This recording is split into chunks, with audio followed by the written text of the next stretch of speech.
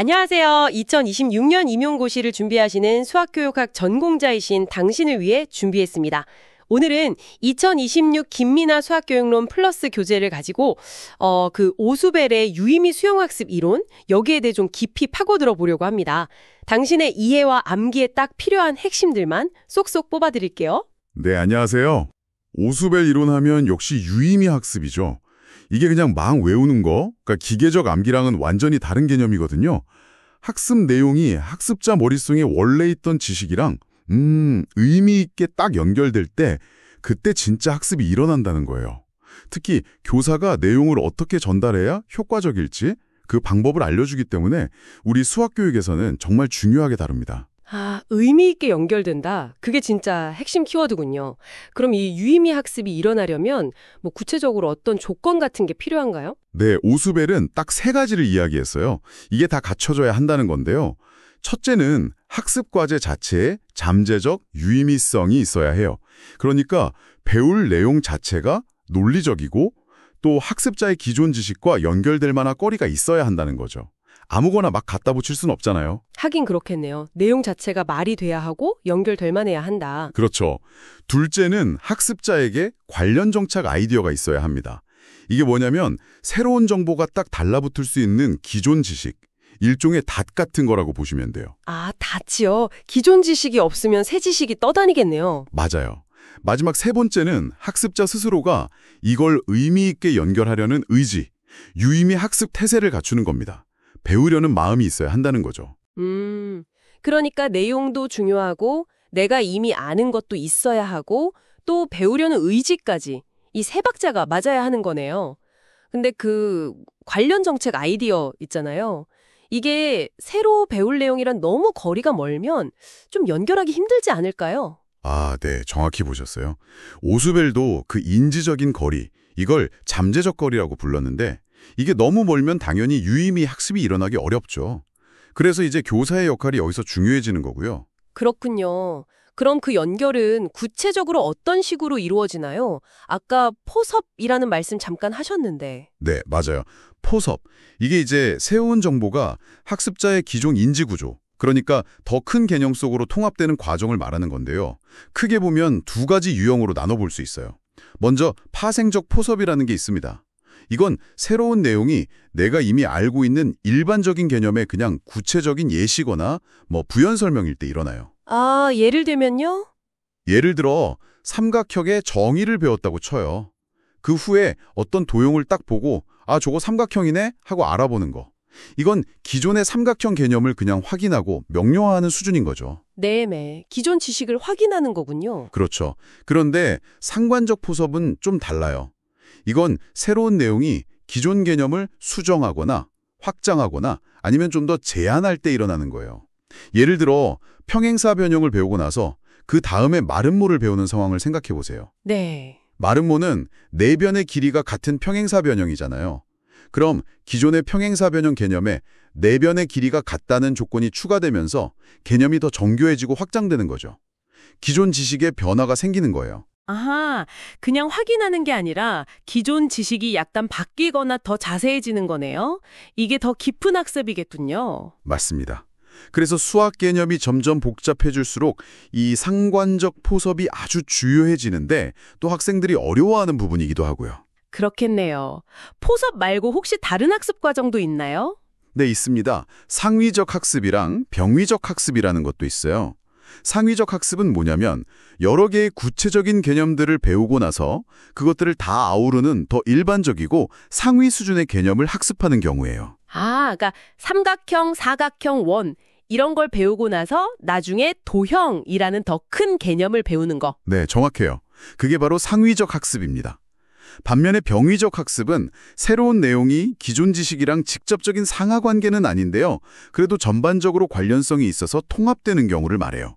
예를 들면 수학에서 벡터 개념을 배우고 이걸 물리학의 힘 개념이랑 연결시키는 거, 이런 게 병위적 학습이죠. 와, 지식이 연결되는 방식이 정말 다양하네요. 그럼 교사가 이런 유의미 학습이 잘 일어나도록 도우려면 뭘 해야 할까요? 아까 잠깐 언급하신 선행 조직자, 이게 핵심인가요? 네, 맞습니다. 선행 조직자, 이게 아주 중요한 도구예요.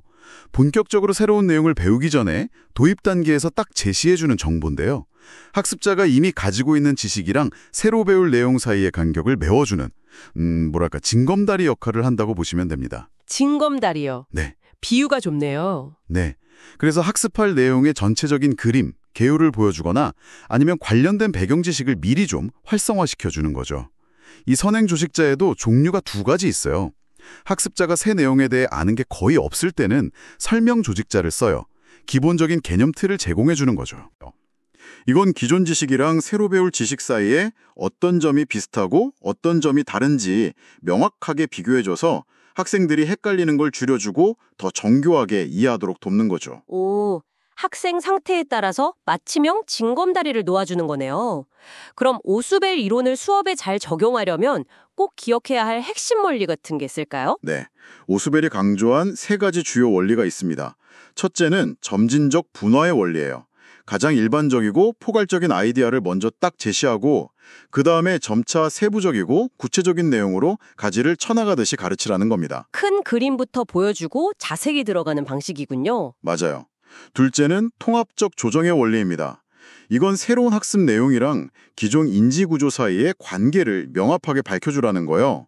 유사점, 차이점을 분명히 하고 혹시 서로 모순되거나 헷갈리는 부분이 있다면 그걸 조정해서 잘 통합시켜야 한다는 거죠. 아, 연결고리를 명확히 하고 충돌을 해결해 주는 거. 네. 그리고 마지막 세 번째는 방금 길게 얘기했던 선행조직자의 원리입니다. 적절한 선행조직자를 잘 활용해서 학습 효과를 높이라는 거죠. 알겠습니다. 점진적 분화, 통합적 조정, 선행 조직자 활용. 자, 그럼 이제 임용고시를 위해 오수벨 이론의 핵심 내용 암기하기 쉽게 한번 쫙 정리해 볼까요? 좋습니다. 자, 오수벨의 유의미 수용학습. 핵심은 뭐라고 했죠? 새 지식과 기존 인지구조의 의미 있는 연결입니다. 이게 일어나기 위한 조건 세 가지. 앞글자를 따서 외워봅시다. 학습과제의 잠재적 유의미성, 학습자의 관련 정착 아이디어, 학습자의 학습 태세. 그래서 잠관태. 그렇죠. 잠관태입니다. 그 다음 학습이 이루어지는 과정 네 가지. 포섭이 있었고 그 안에 파생적, 상관적이 있었죠. 그리고 상위학습, 병위학습. 이것도 앞글자를 따면 포파상상병. 포섭 안에 파생 상관 있다는 것까지 같이. 맞습니다. 포파상상병. 마지막으로 교수 원리 세 가지. 뭐였죠? 선행조직자, 점진적 분화, 통합적 조정. 자, 이것도 선점통. 빙고! 선점통. 이렇게 잠관태, 포파상상병, 선점통 이 두 문자를 기억하시면 큰 틀 잡기는 수월하실 거예요. 야, 이거 정말 쏙쏙 들어오는데요. 잠관태, 포파상상병, 선점통. 네. 그리고 각 키워드의 의미를 떠올리면서 외우면 더 좋겠죠. 예를 들어 포섭에서 파생적은 그냥 확인, 상관적은 수정 확장 이렇게 구분하고 선행조직자도 설명 조직자는 사전 지식 없을 때, 비교 조직자는 사전 지식 있을 때 쓰는 거다. 이렇게 딱 정리해 두시면 헷갈리지 않을 겁니다. 네, 정말 완벽 정리 감사합니다. 오늘 오수벨의 유의미 수용학습 이론에 대해 정말 깊이 있게 알아봤네요. 이 내용이 당신의 이론 공부에 또 나아가 실제 수학 교실을 어떻게 꾸려나갈지 고민하는데 좋은 자양분이 되었으면 좋겠습니다. 네, 저도 그랬기를 바랍니다. 마지막으로 한 가지 질문을 던져보고 싶어요. 오수벨은 주로 교사가 설명을 잘해서 유의미 학습을 이끄는 걸 강조했잖아요. 그런데 요즘 교육계에서는 학생 스스로 탐구하고 발견하는 학습을 또 많이 강조하죠. 그렇다면 이 오수벨의 설명식 수업 기반 이론이랑 학생 주도의 발견 학습은 어떻게 조화롭게 같이 갈 수 있을까요? 오수벨의 틀 안에서 설명과 발견, 이 둘을 어떻게 잘 섞을 수 있을지 당신이 만들어갈 미래의 교실을 상상하면서 한번 고민해 보시면 어떨까 싶습니다. 이것도 아주 의미 있는 공부가 될 거예요. 와, 정말 깊은 고민 거미를 남겨주시네요. 생각해 볼 만한 아주 중요한 지점인 것 같습니다. 오늘 탐구는 여기서 마무리하도록 하죠. 감사합니다. 네, 감사합니다.